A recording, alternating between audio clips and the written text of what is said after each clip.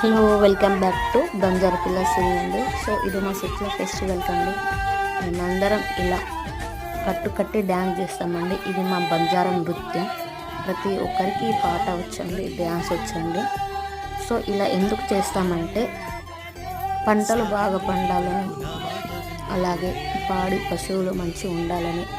ఇప్పుడు ఈ కొత్త వర్షంలో ఎలాంటి మనుషులకు ఎలాంటి రోగం రాకుండా మేము ఈ ఫెస్టివల్ జరుపుకుంటాం.